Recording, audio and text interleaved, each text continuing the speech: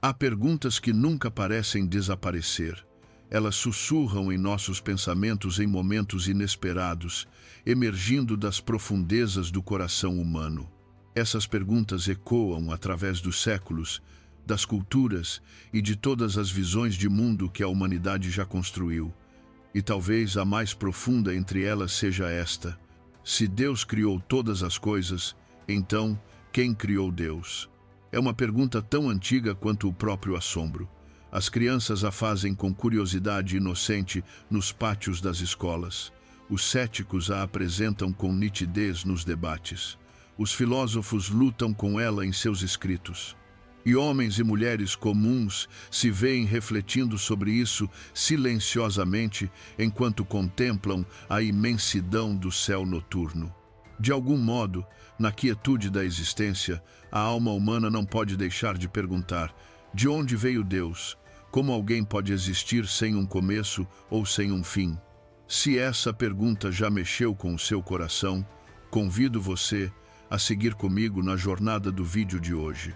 E se estiver pronto para explorar esse mistério juntos, escreva 77 nos comentários, será a nossa forma de dizer: estou pronto para buscar uma verdade mais profunda. A pergunta, quem criou Deus, surge com tanta frequência porque está profundamente entrelaçada à forma como nossa mente foi treinada para pensar. Desde o momento em que nascemos, vivemos em um mundo onde tudo começa em algum lugar e vem de outra coisa. Toda criança tem pais, toda casa tem um construtor, toda peça musical tem um compositor, todo rio tem uma nascente de onde suas águas fluem. A vida, como a conhecemos, é uma tapeçaria de causas e efeitos, de origens e resultados, de começos e fins. Como esse é o ritmo da existência com o qual estamos mais familiarizados, parece natural estender o mesmo raciocínio a Deus. Se o próprio universo tem um ponto de partida, então certamente aquele que está por trás dele também deve ter um começo. Na verdade, a pergunta pode parecer quase inevitável. Se tudo o que vemos exige uma causa, então Deus não exigiria uma também? E, no entanto, aqui reside o mal-entendido fundamental. O erro está em aplicar as regras do mundo criado ao próprio Criador. Pegamos os padrões do tempo e do espaço, os próprios limites do nosso universo, e presumimos que eles possam conter aquele que os projetou. Mas Deus não é simplesmente mais um objeto dentro da criação, esperando para ser explicado por uma causa maior. Ele não faz parte da corrente de começos e fins. Ele é a causa não causada, a fonte da qual tudo o mais flui. Imaginar que Deus deve ter um começo é como perguntar: o que existia antes de o tempo começar? Ou onde o espaço finalmente chega a uma borda? As perguntas desmoronam sob seu próprio peso, porque tentam medir o infinito com ferramentas feitas para o finito. É como tentar despejar o oceano em um pequeno copo. O recipiente é simplesmente limitado demais para a realidade que tenta conter. É por isso que a Escritura apresenta Deus não como alguém que entrou no tempo, mas como aquele que falou o tempo à existência. Ele é o Alfa e o Ômega, o princípio e o fim. Mas ele próprio não é limitado por nenhum deles. Ele não existe dentro da realidade como a conhecemos. Ao contrário, a própria realidade existe por causa dele. A Bíblia não evita essa pergunta profunda. Ao contrário, ela a aborda de uma forma que eleva nossos olhos dos limites do raciocínio humano para a vastidão da revelação divina. A Escritura nos lembra constantemente que o mistério da existência de Deus não foi feito para ser resolvido apenas pela lógica, mas para ser recebido com reverência, humildade e confiança. Um dos momentos mais marcantes aparece no livro de Jó. Depois que Jó derrama suas queixas e perguntas, Deus responde em Jó 38:4. Onde você estava quando lancei os alicerces da terra? Diga-me, se é que você sabe tanto. Isso não é Deus ridicularizando Jó, nem encerrando sua busca por respostas. Pelo contrário, É um lembrete suave, porém poderoso, da imensa diferença entre o finito e o infinito. Jó, como todos nós, vê a realidade pela estreita janela do tempo e do espaço. Ele é limitado por começos, fins e restrições. Mas Deus não. Ele existe além das categorias que regem nossas vidas. Seu ser não é emprestado nem causado, não depende de nada fora dele mesmo. Deus simplesmente é. O Salmo 90:2 declara: Antes que os montes nascessem e que você formasse a terra e o mundo, de eternidade a eternidade, tu és Deus. Note a profundidade dessa afirmação. Ela não descreve Deus como alguém que se tornou Deus em algum momento do passado, nem apenas como alguém que permanecerá Deus no futuro. Em vez disso, afirma uma realidade presente e eterna. Tu és Deus. Essas palavras capturam sua existência atemporal, sua presença imutável e sua natureza autossustentável. Imagine estar de pé no momento mais primordial concebível, antes que as galáxias girassem, antes que os oceanos rugissem, antes mesmo que o tempo marcasse seu primeiro segundo, e descobrir que Deus já estava lá. Agora empurre sua mente para o futuro infinito, além do horizonte mais distante da imaginação humana, e perceba: Deus ainda está lá. Ele abrange tudo, não como um viajante que se move através do tempo, mas como o Eterno que sustém todo o tempo em suas mãos.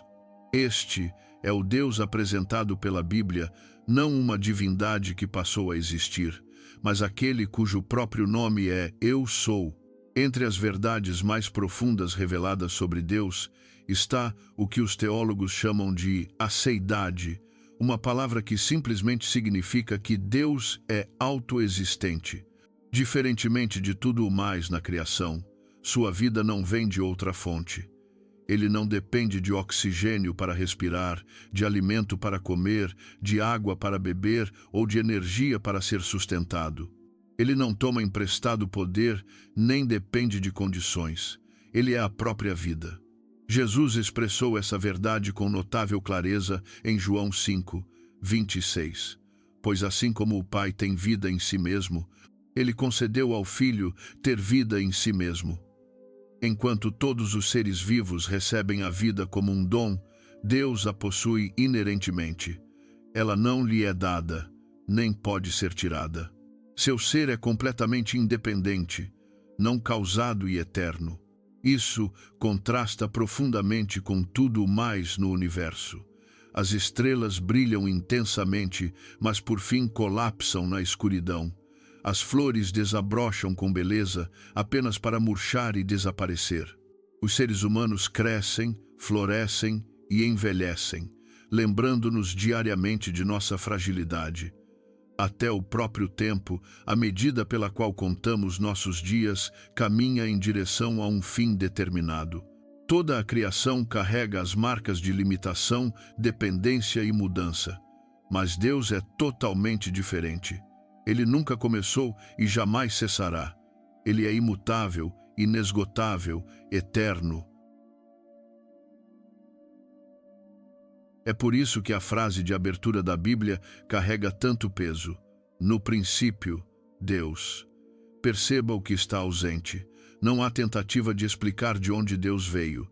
Não há uma longa defesa para provar sua existência. Não há uma introdução para preparar o leitor para sua realidade. As Escrituras começam com uma declaração ousada e simples. Deus já é. Antes que os começos começassem, antes que o tempo marcasse seu primeiro segundo, antes que a matéria tomasse sua primeira forma, Deus já estava lá. A autoexistência de Deus não é um enigma para solucionarmos, é um fundamento sobre o qual devemos nos firmar. Isso significa que aquele a quem adoramos não é frágil ou dependente como nós. Ele não fica sem forças ou recursos. Ele é a fonte inesgotável da própria vida, aquele em quem toda a criação encontra sua origem, seu sentido e sua esperança. Talvez o momento mais poderoso em toda a Escritura em que Deus revela a profundidade de sua natureza aconteça em Êxodo 3. Moisés, descalço diante da sarça ardente, está tomado de temor e incerteza. Deus acabara de ordenar que ele voltasse ao Egito e conduzisse seu povo para fora da escravidão, uma missão que parece impossível. Em sua hesitação, Moisés faz uma pergunta simples, porém profunda. Quando eu for aos israelitas e lhes disser, o Deus dos seus pais me enviou a vocês, e eles me perguntarem, qual é o nome dele? Que lhes direi? É então que Deus dá uma resposta que ecoa através da história. Eu sou o que sou. Diga isto ao povo de Israel. O Eu Sou me enviou a vocês. Esse nome é diferente de qualquer outro. Ele não diz Eu Era, como se Deus fosse apenas uma relíquia antiga do passado. Também não diz Eu Serei, como se sua importância estivesse apenas em algum futuro distante. Em vez disso, Deus declara Eu Sou. É um nome que fala de presença eterna, realidade imutável e existência absoluta. Deus não está confinado ao que foi ou ao que será. Ele é sempre presente, plenamente real e autoexistente em cada momento. O peso desse nome se torna ainda mais impressionante quando o ouvimos novamente no Novo Testamento. Em João 8,58, Jesus fala aos líderes religiosos e declara ousadamente: Antes que Abraão existisse, eu sou. À primeira vista, pode soar como um deslize gramatical. Mas, na verdade, Jesus está reivindicando o mesmo nome revelado a Moisés na sarça ardente. Ele não está apenas dizendo que existia antes de Abraão. Ele está se identificando com o Deus eterno, aquele que não tem começo nem fim. É por isso que seu público reagiu tão fortemente. Eles entenderam o peso de sua afirmação. Jesus não era apenas um mestre ou um profeta. Ele estava declarando ser o grande Eu Sou. O nome de Deus, revelado a Moisés e cumprido em Cristo, explica tudo. Ele nos diz que Deus não é definido pelo tempo, nem limitado pela criação. Ele simplesmente é. E em sua presença eterna, descobrimos a âncora de nossa fé e o fundamento de toda a realidade. Uma das verdades mais difíceis para a mente humana compreender é que Deus não existe dentro do tempo como nós. Toda a nossa vida está presa ao tic-tac do relógio. Nascemos, vivemos e eventualmente morremos. Cada momento é medido em anos, meses, dias, horas e segundos. Não conseguimos imaginar a existência fora do fluxo do tempo, porque o tempo é a própria estrutura de nossa experiência. Mas Deus é completamente diferente. Ele não é uma criatura dentro do tempo. Ele é o Criador do próprio tempo. O apóstolo Paulo escreve em 2 Timóteo 1:9 sobre a graça de Deus, que nos foi dada em Cristo Jesus antes dos tempos eternos. Deixe essa verdade penetrar por um momento. Antes do primeiro nascer do sol, a graça de Deus já estava preparada. Antes que as galáxias começassem a girar ou os oceanos se enchessem de vida, o plano de redenção de Deus já estava presente. Mesmo antes de o próprio tempo começar a avançar, Deus já era. É por isso que a pergunta, quando Deus começou, se baseia em um mal-entendido. Fazer tal pergunta é presumir que ele existe dentro dos mesmos limites que nós. Mas a verdade é o oposto. Deus não está dentro do tempo, o tempo é que está dentro de Deus. Ele o contém, o sustém e o governa. O profeta Isaías nos dá um vislumbre dessa realidade em Isaías 57:15. Porque assim diz o alto e sublime, que vive para sempre, cujo nome é santo. Eu habito num lugar alto e santo, mas habito também com o contrito e humilde de espírito. Perceba o mistério aqui.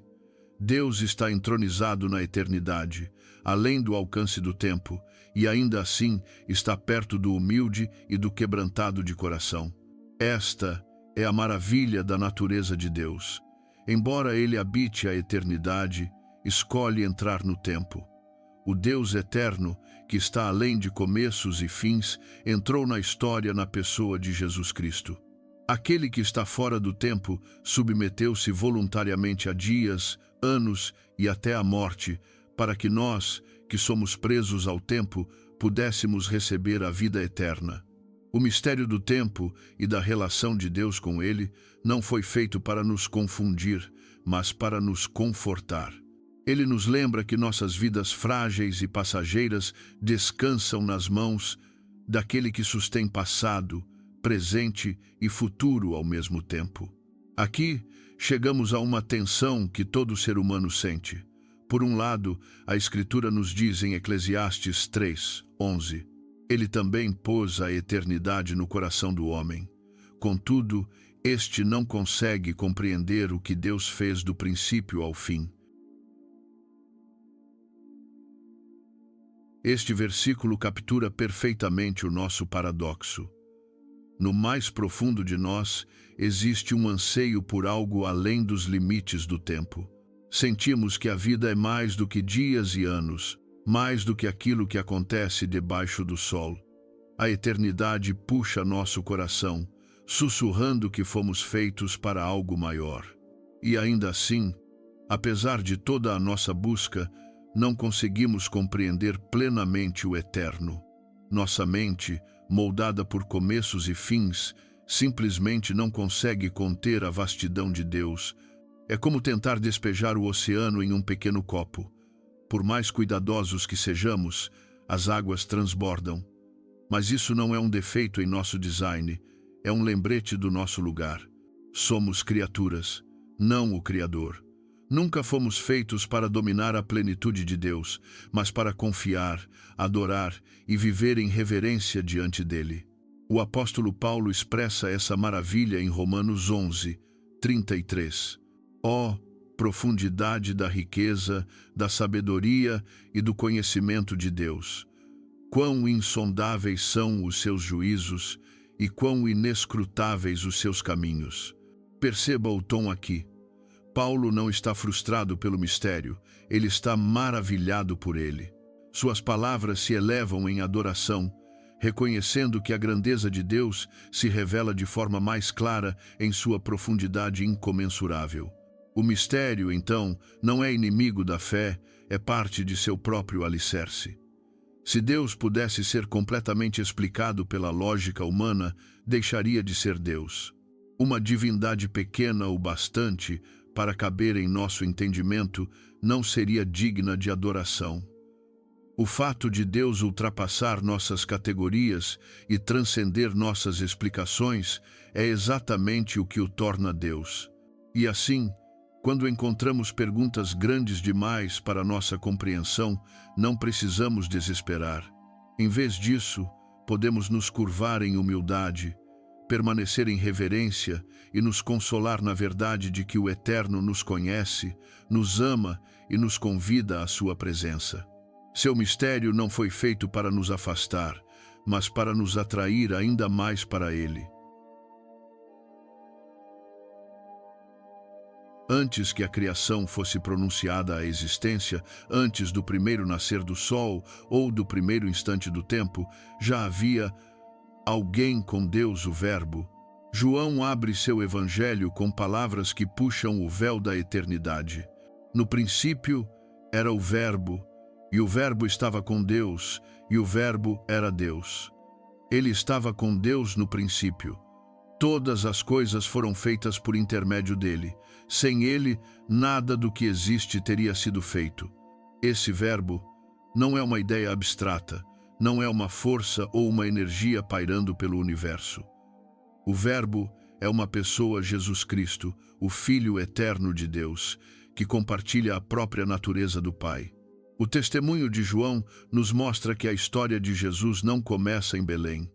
Sua vida na terra não foi o início de sua existência. Pelo contrário, ele sempre existiu. Vemos isso na própria oração de Jesus em João 17:5.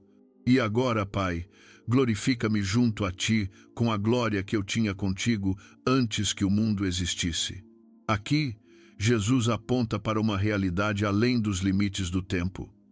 Antes de os alicerces da terra serem lançados, antes de a criação vir a existir, ele já existia em perfeita glória com o Pai. Belém, então, não foi o começo do Filho, mas a chegada do Verbo eterno à história humana. Foi o momento em que a eternidade entrou no tempo, quando o Deus invisível tornou-se visível em carne e osso. O Verbo que falou galáxias à existência agora jazia em uma manjedoura. Aquele por meio de quem todas as coisas foram feitas entrou no mundo que ele mesmo criara. E a maravilha continua. O mesmo Deus que um dia declarou: haja luz, mais tarde ficou entre seu povo e disse: eu sou a luz do mundo. A voz que chamou a criação do nada é a mesma voz que chama a humanidade das trevas para a salvação. O Criador tornou-se nosso Redentor. Esta verdade é impressionante.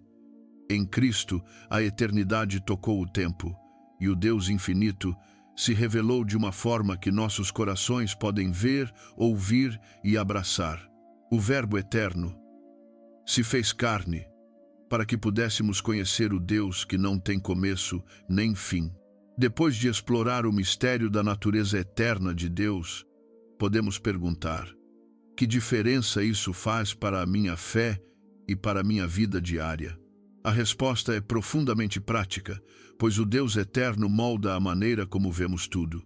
Primeiro, isso significa que Deus é completamente digno de confiança, porque ele não tem começo nem fim, ele não muda com as estações da história, nem com os ventos mutáveis da opinião humana. Seu caráter permanece constante.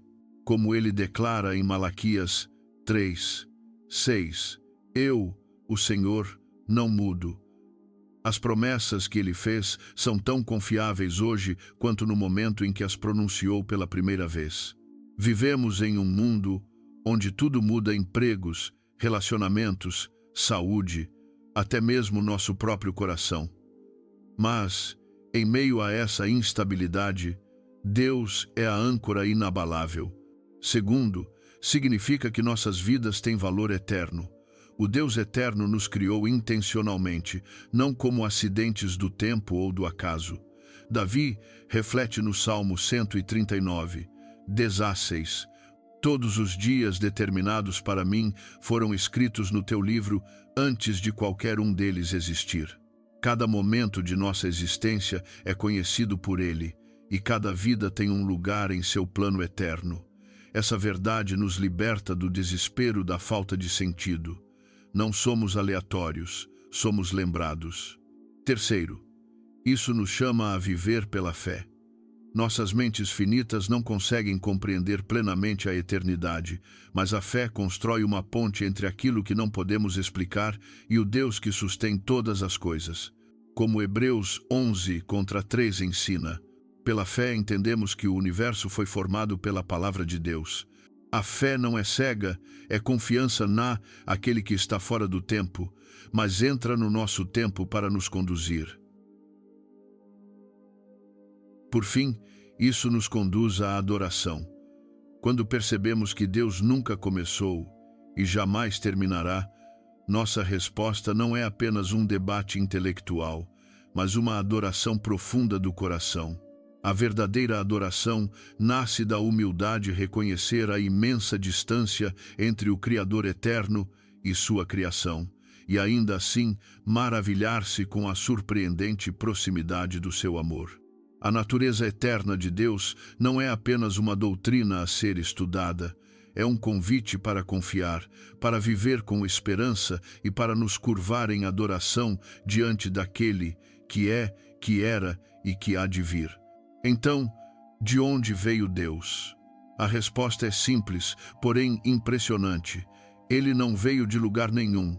Ele simplesmente é. Ele é a causa não causada, a fonte eterna, o alicerce de toda a realidade. Ele é o Deus que era, que é e que há de vir.